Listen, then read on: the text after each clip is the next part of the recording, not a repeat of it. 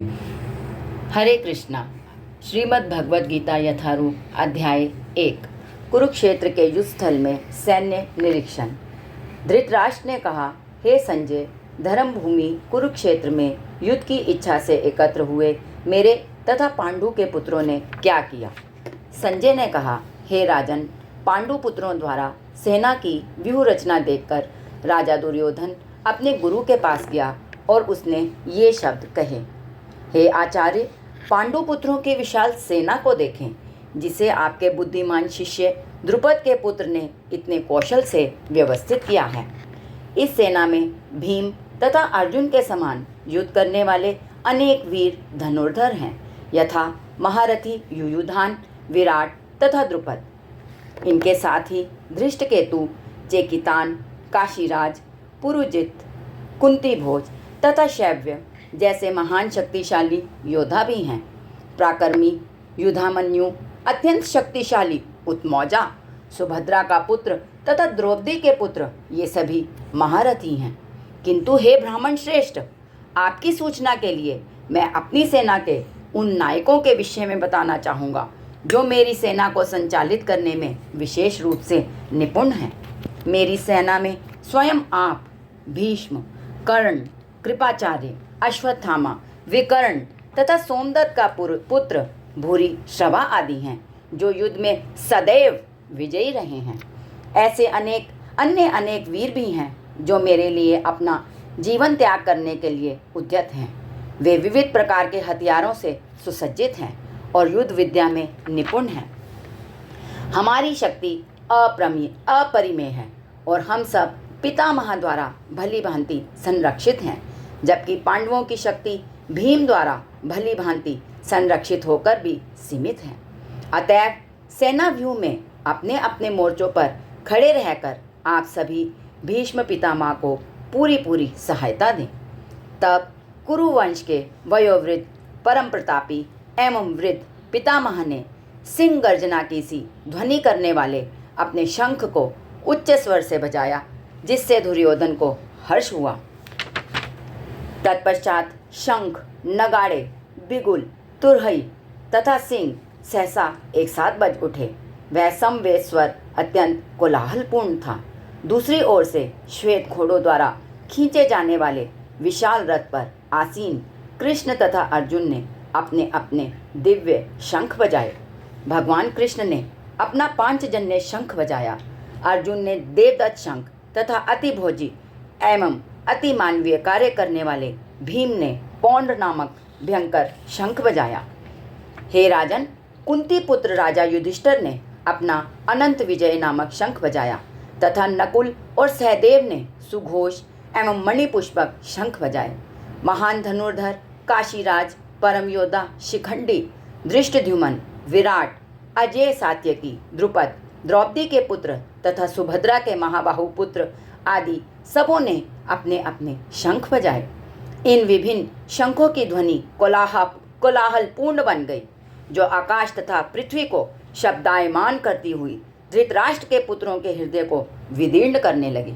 उस समय हनुमान से अंकित ध्वजा लगे रथ पर आसीन पांडु पुत्र अर्जुन अपना धनुष उठाकर तीर चलाने के लिए उद्यत हुआ। हे राजन, धृतराष्ट्र के पुत्रों को व्यूह में खड़ा देखकर अर्जुन ने श्री कृष्ण से ये वचन कहे। अर्जुन ने कहा, हे अच्युत, कृपा करके मेरा रथ दोनों सेनाओं के बीच ले चलें, जिससे मैं यहाँ उपस्थित युद्ध की अभिलाषा रखने वालों को और शस्त्रों की इस महान परीक्षा में जिनसे मुझे संघर्ष करना है, उन्हें देख सकूं। मुझे उन लोगों को देखने दीजिए जो यहाँ पर धृतराष्ट्र के दुर्बुद्धि पुत्र दुर्योधन को प्रसन्न करने की इच्छा से लड़ने के लिए आए हुए हैं। संजय उवाच। संजय ने कहा, हे भरतवंशी, अर्जुन द्वारा इस प्रकार संबोधित किए जाने पर भगवान कृष्ण ने दोनों दलों के बीच में उस उत्तम रथ को लाकर खड़ा कर दिया। भीष्म, द्रोण तथा विश्व भर के अन्य समस्त राजाओं के सामने भगवान ने कहा कि हे पार्थ, यहाँ पर एकत्रित सारे कुरुओं को देखो। अर्जुन ने वहाँ पर दोनों पक्षों की सेनाओं के मध्य में अपने चाचाताओं, पितामहों, गुरुओं, मामाओं, भाइयों, पुत्रों पौत्रों, मित्रों, ससुरों और शुभ चिंतकों को भी देखा। जब कुंती पुत्र अर्जुन ने मित्रों तथा संबंधियों की इन विभिन्न श्रेणियों को देखा तो वह करुणा से अभिभूत हो गया और इस प्रकार बोला।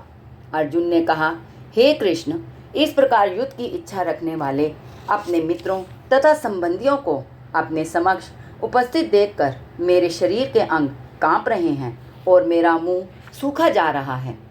मेरा सारा शरीर कांप रहा है, मेरे रोंगटे खड़े हो रहे हैं, मेरा गांडीव धनुष मेरे हाथ से सरक रहा है और मेरी त्वचा जल रही है।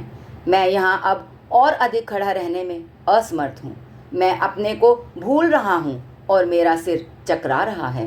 हे कृष्ण, मुझे तो केवल अमंगल के कारण दिख रहे हैं। हे कृष्ण, इस युद्ध में अपने ही स्वजनों का वध करने से ना तो मुझे कोई अच्छाई दिखती है और ना मैं उससे किसी भी प्रकार की विजय, राज्य या सुख की इच्छा रखता हूँ। हे गोविंद, हमें राज्य, सुख तथा इस जीवन से क्या लाभ, क्योंकि जिन सारे लोगों के लिए हम उन्हें चाहते हैं वे ही इस युद्ध भूमि में खड़े हैं। हे मधुसूदन, जब गुरुजन, पितृगण, पुत्रगण, पितामह, मामा, ससुर, पौत्रगण, साले तथा अन्य सारे संबंधी अपना अपना धन एवं प्राण देने के लिए तत्पर हैं और मेरे समक्ष खड़े हैं, तो फिर मैं इन सबको क्यों मारना चाहूँगा, भले ही वे मुझे क्यों ना मार डालें। हे जीवों के पालक, मैं इन सबों से लड़ने को तैयार नहीं, भले ही बदले में मुझे ये तीनों लोगों क्यों ना मिलते हों। इस पृथ्वी की तो बात ही छोड़ दें, भला धृतराष्ट्र के पुत्रों को मारकर हमें कौन सी प्रसन्नता मिलेगी। यदि हम ऐसे आतताइयों का वध करते हैं तो हम पर पाप चढ़ेगा। अतः यह उचित नहीं होगा कि हम धृतराष्ट्र के पुत्रों को तथा उनके मित्रों का वध करें। हे लक्ष्मीपति कृष्ण, इससे हमें क्या लाभ होगा और अपने ही कुटुंबियों को मारकर हम किस प्रकार सुखी हो सकते हैं। हे जनार्दन, यद्यपि लोभ से अभिभूत चित्त वाले ये लोग अपने परिवार को मारने या अपने मित्रों से द्रोह करने में कोई दोष नहीं देखते, किंतु हम लोग जो परिवार के विनष्ट करने में अपराध देख सकते हैं, ऐसे पाप कर्मों में क्यों प्रवृत्त हों। कुल का नाश होने पर सनातन कुल परंपरा नष्ट हो जाती है और इस तरह शेष कुल भी अधर्म में प्रवृत्त हो जाता है। हे कृष्ण, जब कुल में अधर्म प्रमुख हो जाता है तो कुल की स्त्रियां दूषित हो जाती हैं और स्त्रीत्व के पतन से हे वृष्णिवंशी अवांछित संतानें उत्पन्न होती हैं। अवांछित संतानों की वृद्धि से निश्चय ही परिवार के लिए तथा पारिवारिक परंपरा को विनष्ट करने वालों के लिए नारकीय जीवन उत्पन्न होता है। ऐसे पतित कुलों के पुरखे पितर लोग गिर जाते हैं, क्योंकि उन्हें जल तथा पिंड दान देने की क्रियाएं समाप्त हो जाती हैं। जो लोग कुल परंपरा को विनष्ट करते हैं और इस तरह अवांछित संतानों को जन्म देते हैं, उनके दुष्कर्मों से समस्त प्रकार की सामुदायिक योजनाएं तथा पारिवारिक कल्याण कार्य विनष्ट हो जाते हैं। हे प्रजापालक कृष्ण, मैंने गुरु परंपरा से सुना है कि जो लोग कुल धर्म का विनाश करते हैं वे सदैव नरक में वास करते हैं। ओह, कितने आश्चर्य की बात है कि हम सब जघन्य पाप कर्म करने के लिए उद्यत हो रहे हैं। राज्य सुख भोगने की इच्छा से प्रेरित होकर हम अपने ही संबंधियों को मारने पर तुले हैं। यदि शस्त्रधारी धृतराष्ट्र के पुत्र मुझ निहत्थे तथा रणभूमि में प्रतिरोध ना करने वाले को मारें तो यह मेरे लिए श्रेयस्कर होगा। संजय ने कहा। युद्ध भूमि में इस प्रकार कहकर अर्जुन ने अपना धनुष तथा बाण एक ओर रख दिया और शोक संतप्त चित्त से रथ के आसन पर बैठ गया। इस प्रकार श्रीमद् भगवद गीता के प्रथम अध्याय कुरुक्षेत्र के युद्ध स्थल में सैन्य निरीक्षण का भक्ति वेदांत अर्थ पूर्ण हुआ। हरे कृष्णा।